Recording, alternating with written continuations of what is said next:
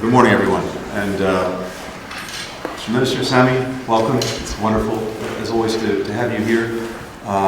It's a particular pleasure for me to be able to welcome the Foreign Minister of Egypt. We were together just a few weeks ago in the Negev for what was an extraordinary occasion, meeting with our counterparts from Israel, the UAE, Morocco, Bahrain, our two countries, a picture that would have been hard to imagine just a few years ago, except that actually Egypt would have imagined it, because Egypt was many, many years ago the groundbreaker in establishing its relationship with Israel, and in so many ways since then has been at the heart of stability in the region, working for peace, working for security, and doing so in strategic partnership with the United States, something that we deeply value and deeply appreciate. So this is, when we saw each other, it would be a good time to pursue our own conversations about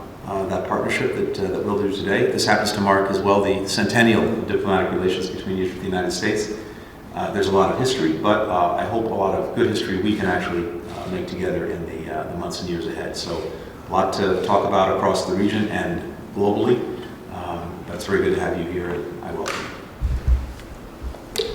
Well, Secretary Blinken, Tony, it's great to be here. It's always a pleasure to be back in Washington and to be working on strengthening what is an important relationship for Egypt, the strategic partnership that exists now between Egypt and the United States over 4 decades has been mutually beneficial, and I believe there's much more work for both of us to do to further strengthen the relationship and also to deal with the various challenges that I believe we can only meet through the continuing of our cooperation and our interaction. I'm happy to have this opportunity to be with you again after our previous discussions when we met, and certainly this is a good opportunity for our 3rd meeting this year as a matter of honoring the centennial, and I'm sure that there will be further opportunities as the year progresses. But once again, to highlight the importance that Egypt attaches to the multifaceted and very deep relationship that exists between